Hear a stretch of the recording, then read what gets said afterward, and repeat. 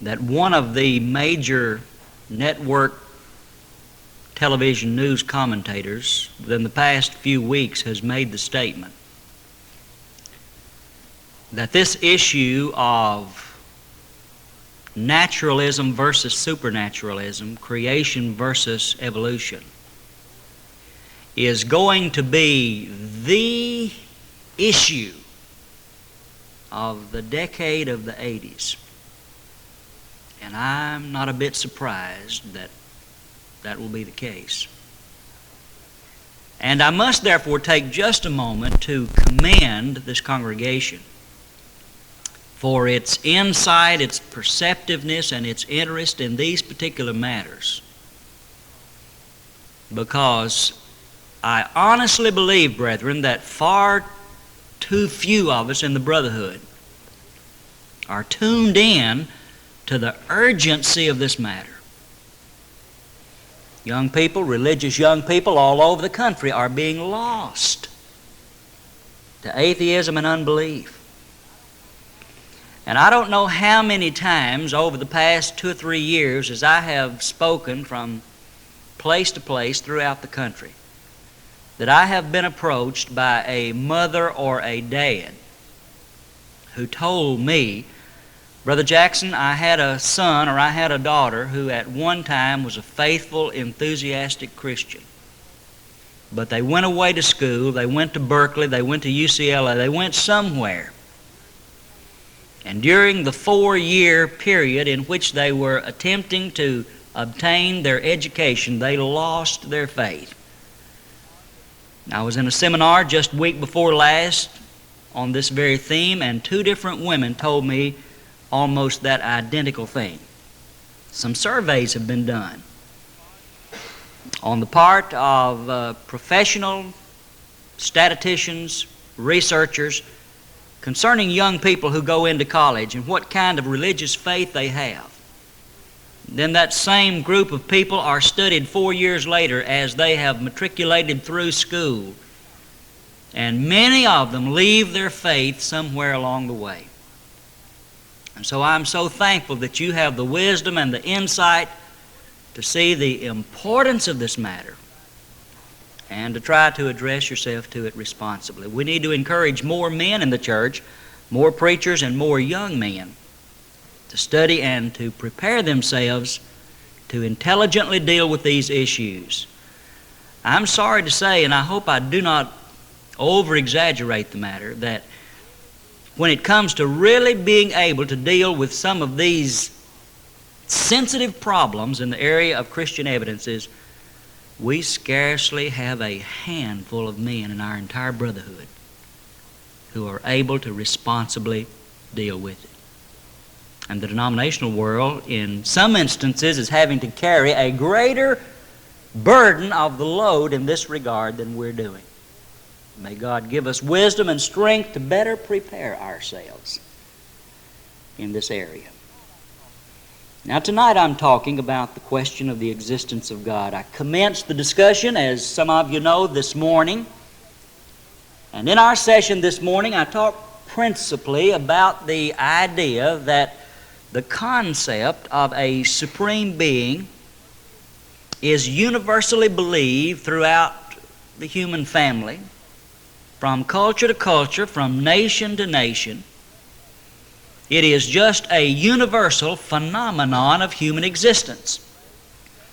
And we raised several possibilities as to where this idea that there is a supreme transcendent being could have originated. And in the final analysis, we reduced all possibilities down to this, that the most reasonable conclusion is God, at the beginning of time, revealed His presence and His existence to the human family, so that generation to generation has passed that truth along.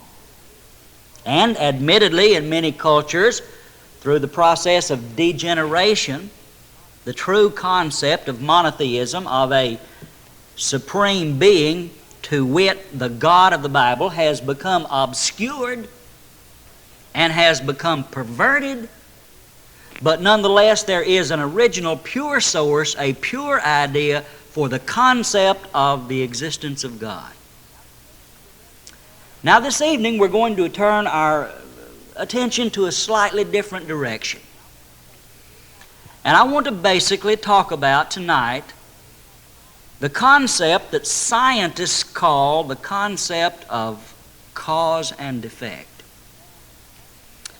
And having established that principle, or indeed it's known as a scientific law, the law of causality.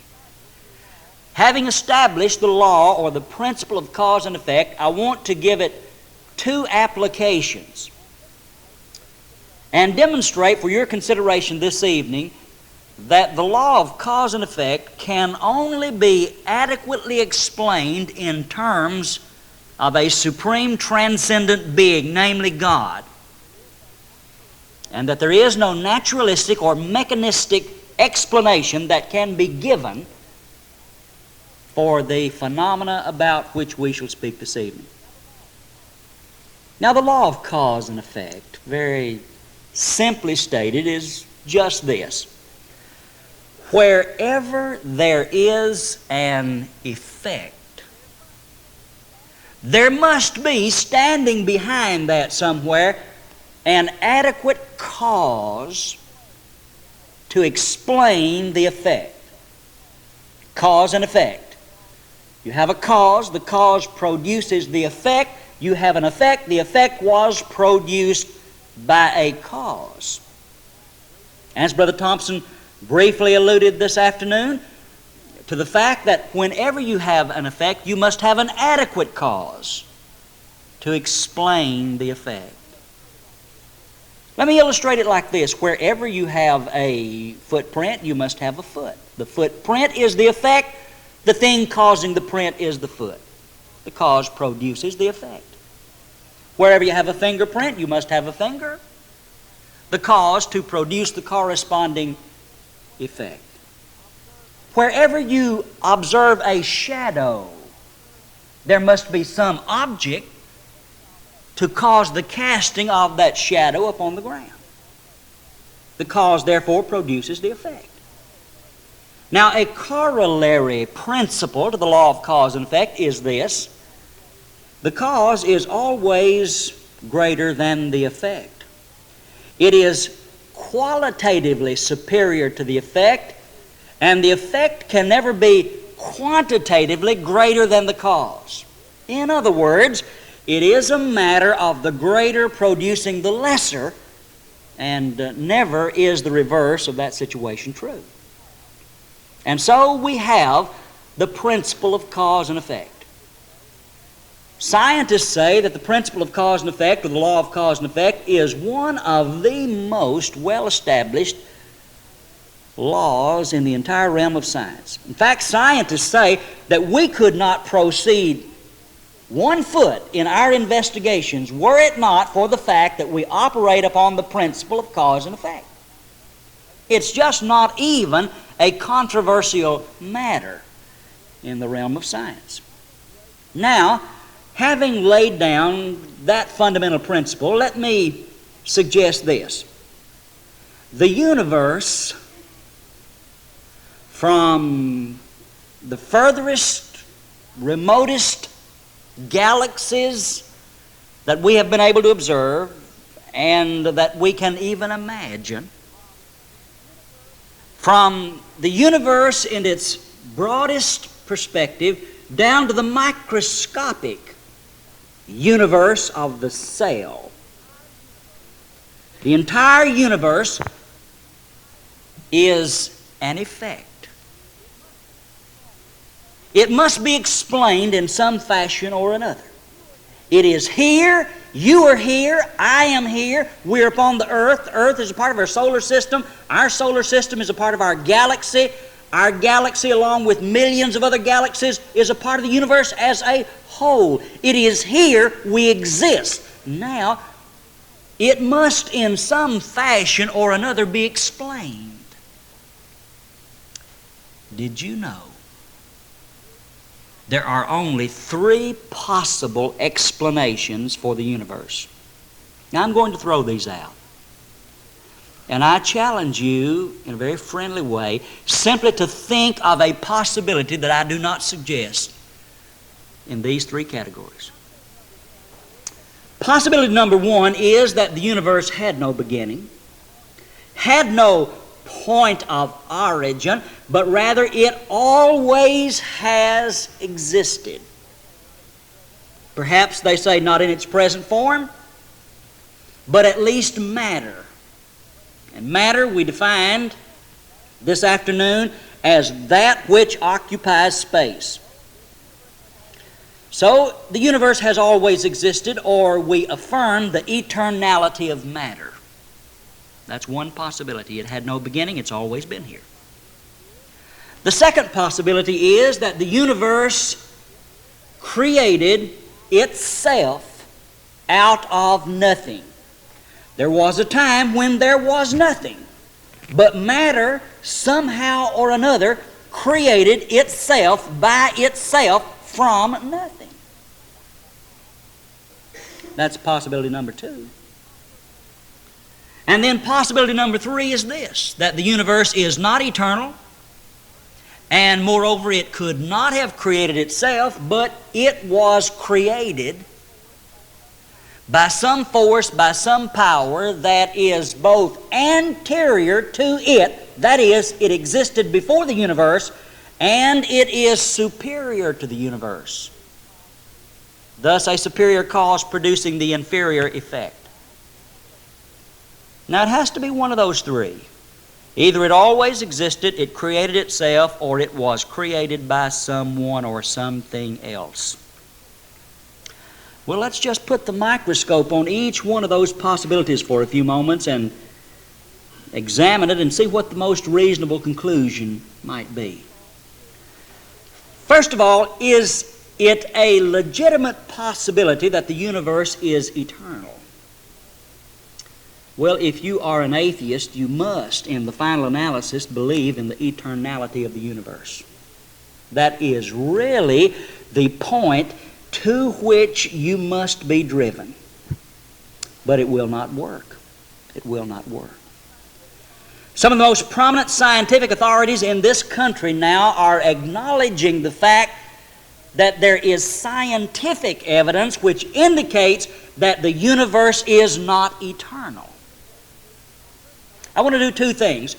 First, I want to read for your consideration a quotation from the man who is deemed to be this country's most listened to, most effective scientific spokesman and writer.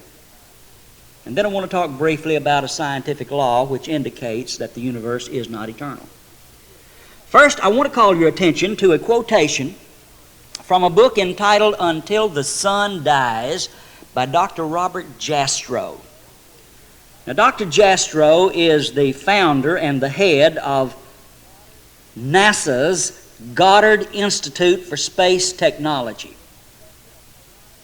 He is a professor of astronomy and earth science at Dartmouth College, and I believe perhaps he also teaches at Columbia, one of the other prestigious universities in the East.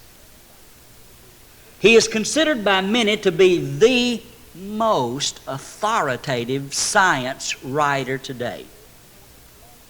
He's produced more than 100 television specials on space science for CBS television. He is Mr. Big. And just a couple of years ago, he wrote this book entitled Until the Sun Dies.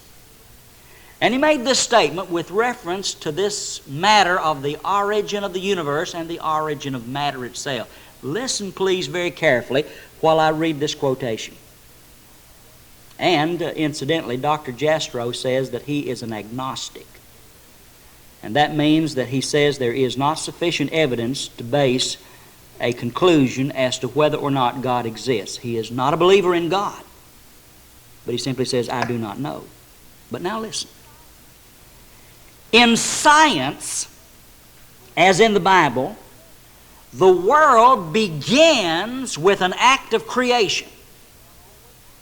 That view has not always been held by scientists.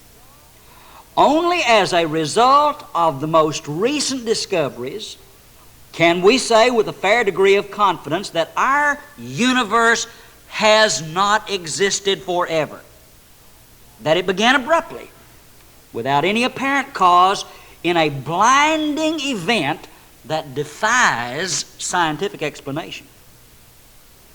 Then he says this: picture the radiant splendor of the moment of creation. Suddenly a world of pure energy flashes into being. Light of unimaginable brilliance fills the universe. The cosmic fireball expands and cools, and after a few minutes, listen now, the first particles of matter appear.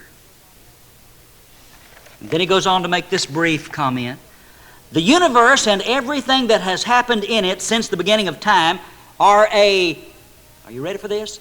A grand effect without any known cause. What caused it, Dr. Jastrow? I don't know. Well, what about the universe, Dr. Jastrow? It is not eternal. It came into being in a moment of time. There was a time when it did not exist, but now it exists. What do you base that on, Dr. Jastrow? We base it, he says, upon latest scientific evidence and techniques. Now that's the testimony of an agnostic. One of the scientific laws by which the scientists have determined that the universe is not eternal, that matter, in fact, is not eternal, is a law known as the second law of thermodynamics. The first law of thermodynamics, by way of preparing for what I want to say, is this. The first law states that according to present processes, matter can neither be created nor destroyed. No matter is now being created. Matter is not now being destroyed. Though it cannot be created, though it cannot be destroyed, it can be changed from one form to another. You can take a lump of coal, you can put it in the fire, you have not destroyed it, you have merely changed it from a solid, for the most part, into gases. But the implication of the second law of thermodynamics is this: whenever energy is changed from one form to another, its level of utility is always lessened. The work that it can accomplish is always lessened. When energy is transferred from one form to another, there is therefore a running down, using up process. And one of the implications of this is this: that the whole universe, with its constant change of energy from various forms to other forms, is running down. It is growing old. It is wearing out. Well, that concept, though relatively new in the area of science, is as old as your Bible. Back in the book of Isaiah, in the book of Psalms, and in Hebrews chapter 1, which quotes from the Old Testament, the inspired writer points out that the earth is like a garment that is growing old and that shall ultimately be laid aside. Now, what does the second law have to do with the eternality of the universe or of matter? Well, simply this: since the universe is presently undergoing a running down process, scientists conclude that it could not have existed forever, for if the universe had existed forever, undergoing this running down process, it already would have reached a state of heat death. It would already be dead. And hence the fact that it is still running down is evidence indicating that it is. But at some point in the past, it was started out, it was wound up, it was let go. So the second law of thermodynamics says that the universe cannot be eternal. Well, that's option number one gone. Remember, I mentioned three. It's eternal. Number two, it created itself out of nothing. Or number three, it was created by someone or something superior to itself. Number one is Gone with the Wind. Now, number two, could the universe have created itself by itself from nothing? Well, you know better than that. Matter simply does not possess the necessary intrinsic oomph to be able to create itself. Matter is the created, it is not the creator. Dr. George E. Davis, a prominent physicist, was quoted some years ago in the Reader's Digest, and he made this statement. He said, "A fact that is obvious to all scientists is this: no material thing has the ability to create itself. No car ever made itself. No watch ever made itself. No building ever constructed itself. Matter does not possess the ability to create itself." Well, if the universe is not eternal, number one, if it could not have created itself, number two, the only viable option remaining is this: that the universe at some point in the past was brought into existence, was created by some power anterior to itself and superior to itself. What was it? Who was it? Now just file that away for a moment. And let's turn our attention over here to the sideways and develop from that a corollary argument.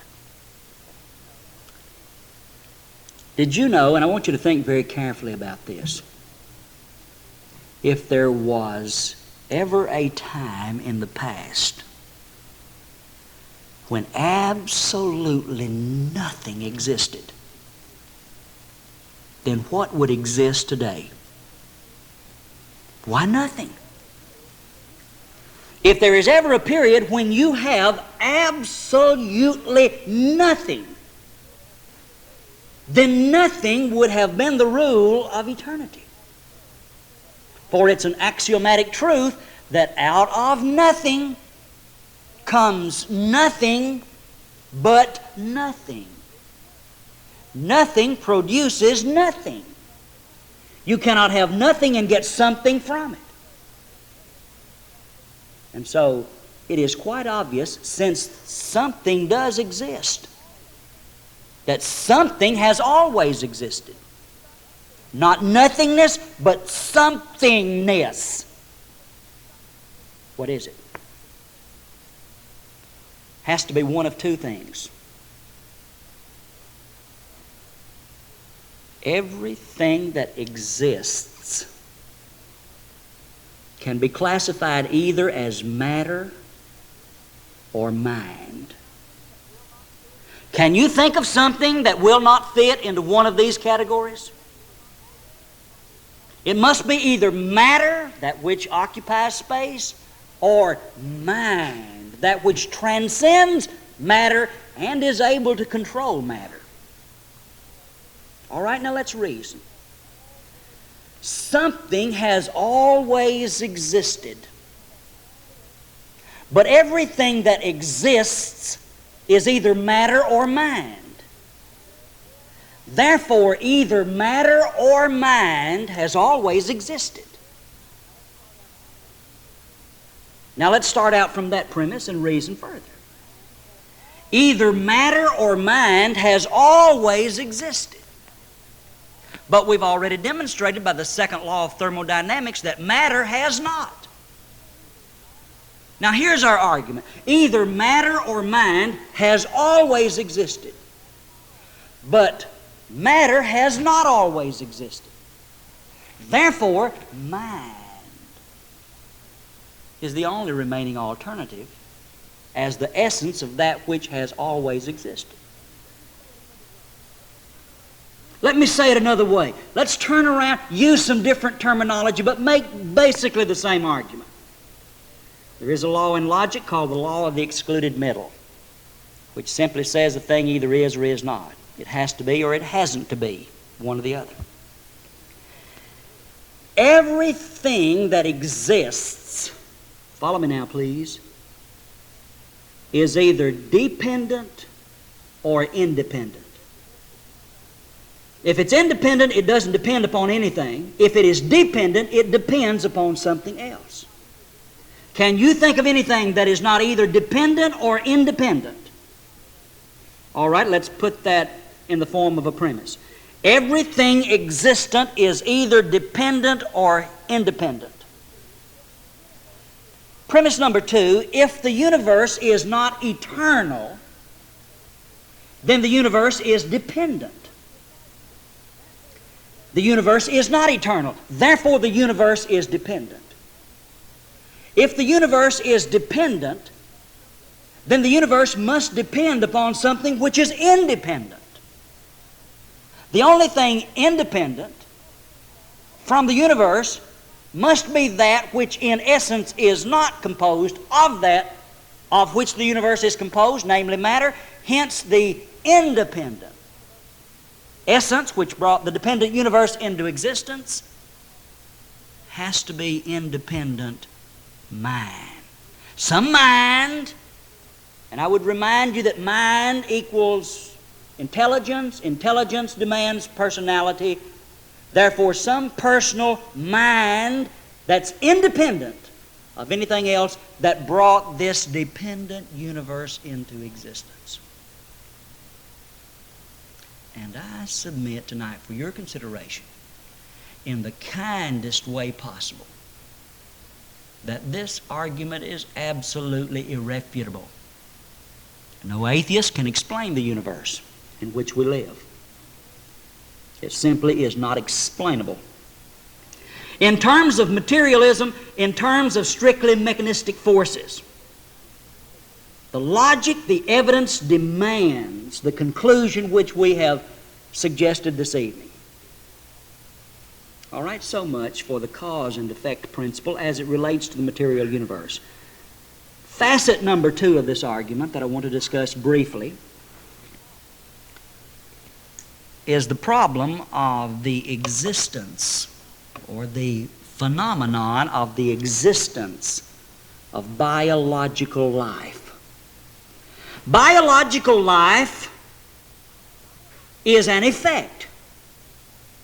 It must have been caused in some fashion or another. Only 2 possibilities.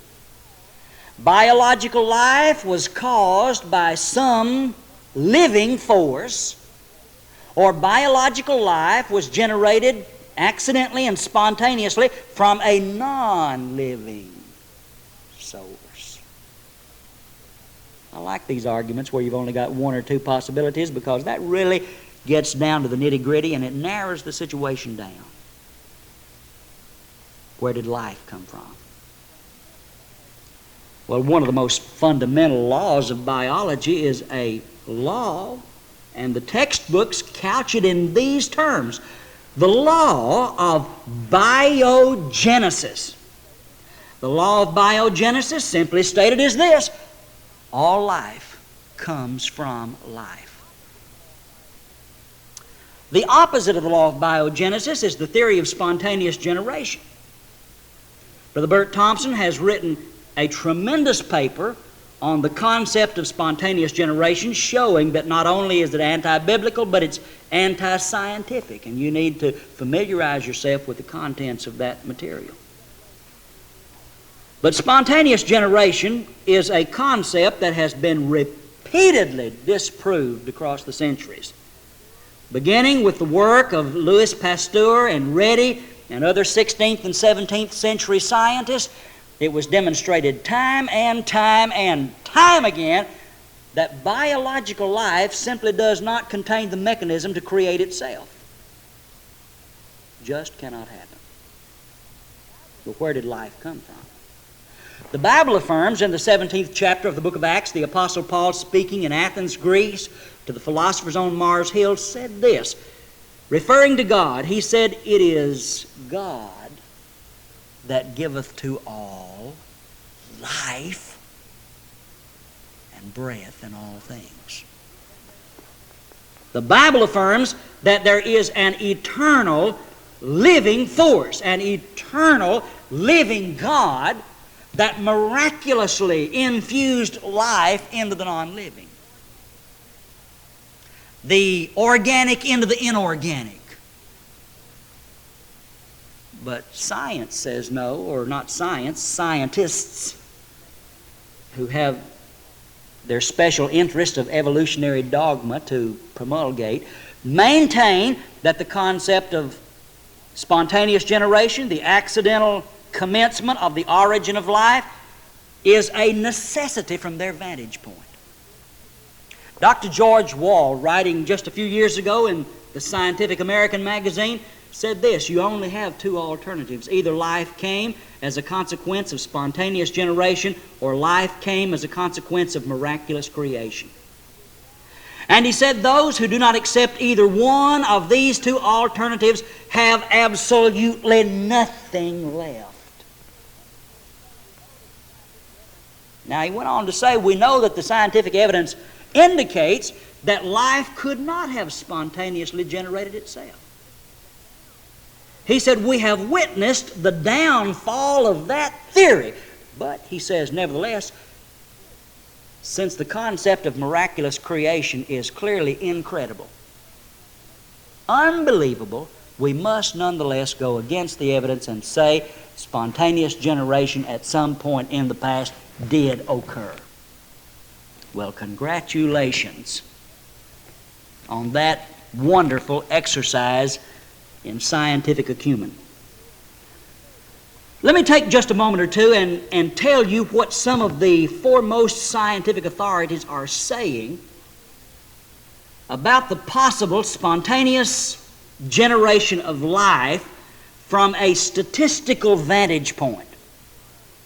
I'm going to take a momentary excursion and give a very simple lesson in statistical mathematics. Suppose I had a box here containing 100 marbles, and 99 of them are black and one is white. We shake the box all up, and I reach into the box. What are the odds that I will pick out the one white marble on the first grab? Well, the odds are 1 to 100. 1 to 100. Suppose I have a box with 1,000 marbles. 999 are black, there is one white one. What are the odds that I could reach in and pick out the white one on the first attempt? Well, the odds are 1 to 1,000. Suppose I had a box with 1,000,000 marbles in it, and 999,999 of them were black and there was one white one. What are the odds that I could stir them all up, reach in, and pick out the white marble on the first grab? Well, the odds are climbing, are they not? Now the odds are 1 to 1,000,000. Mathematicians have a little device for abbreviating numbers when they get up into large numbers that helps them to keep from having to write just zeros almost infinitely. For example, if you wanted to abbreviate the number 100, you write it like this: 10 followed by a little 2. That means you've got 1 followed by 2 zeros. If you want to write 1,000, you simply write 10 to the third power. That means 1 followed by 3 zeros. But you just abbreviate it. If you want to write 1,000,000, you write 10 to the sixth power. That simply means 1 followed by 6 zeros. That's the way you write 1,000,000. All right, now, you remember that, because I want to give you some figures.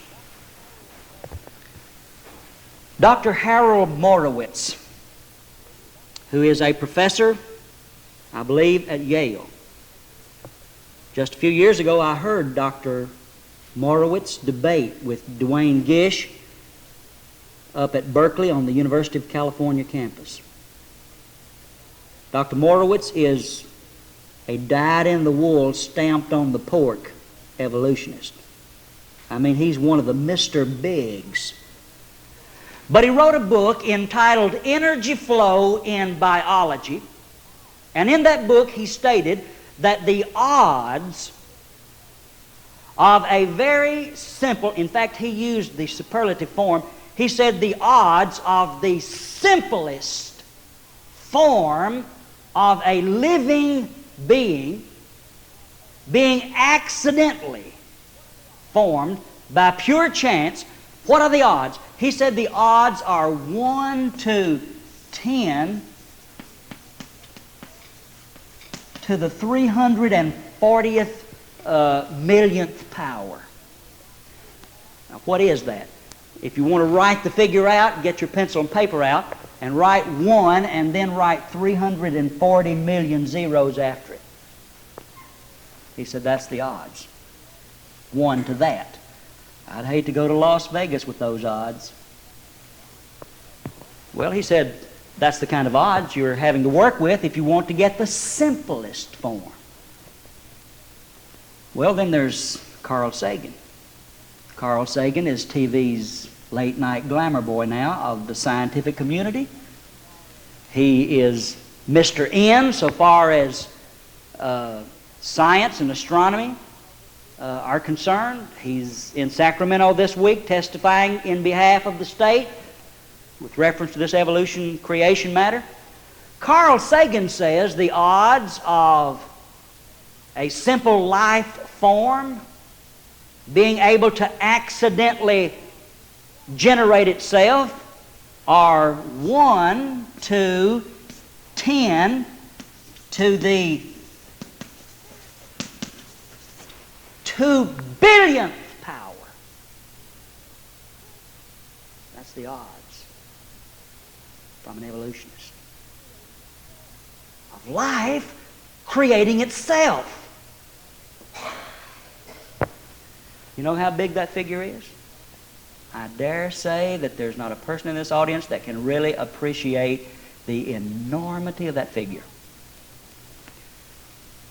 How old is the universe? 5 days older than man, according to the Bible. How old is the universe according to evolutionary scholars? They say somewhere between 20 and 30 billion years. I reject that figure. But for the sake of the argument, let's assume that that were true.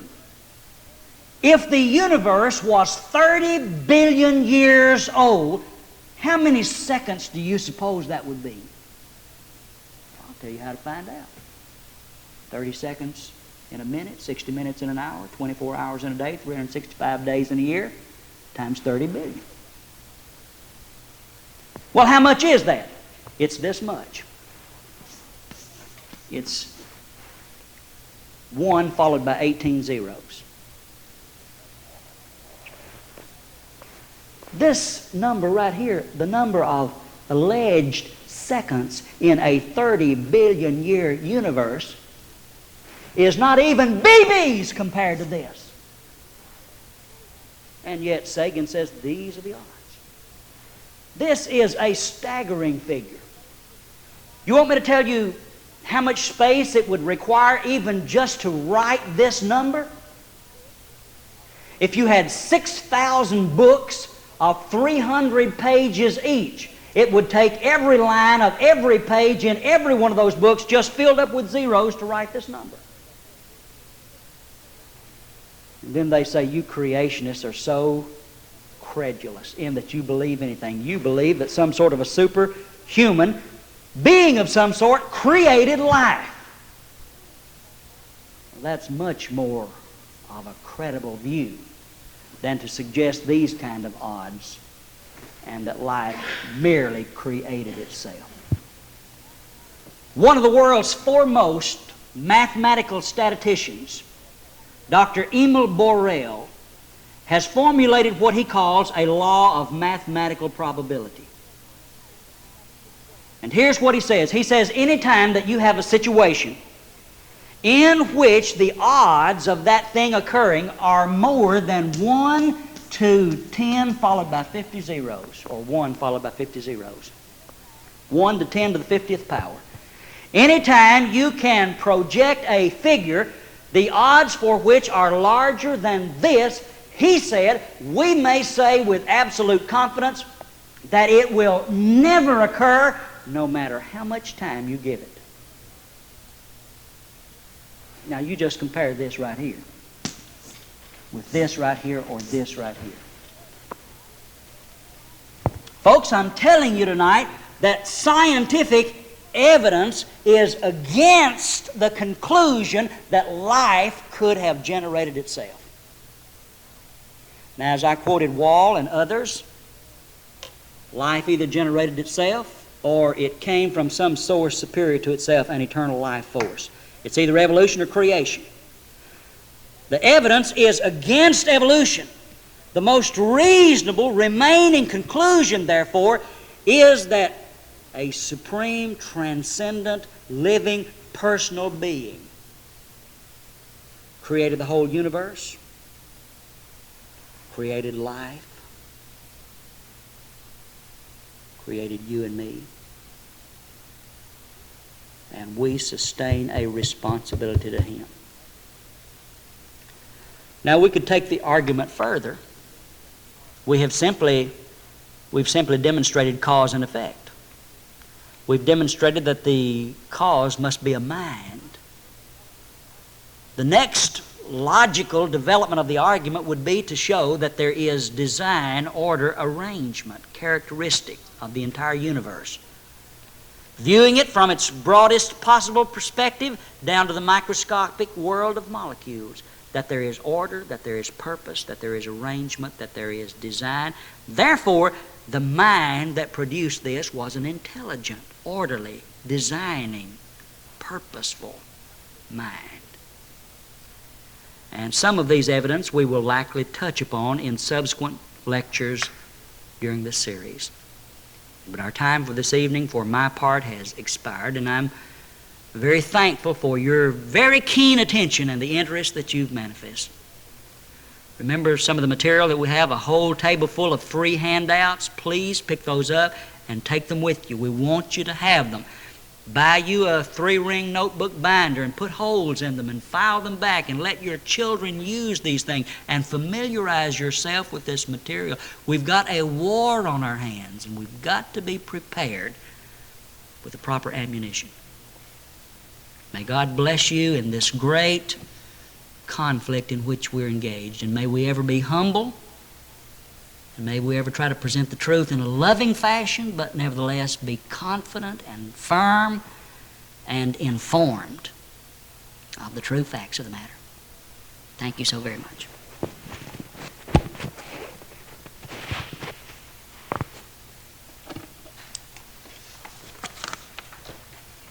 Thank you, Brother Jackson. We'll take about 10 minutes or so. We've got refreshments, cookies, and coffee, and punch, and so forth in room 8 as you go down the hall to your left. And then we'll be back, and Brother Thompson will be speaking on creation or evolution, what the facts of science say. You're dismissed.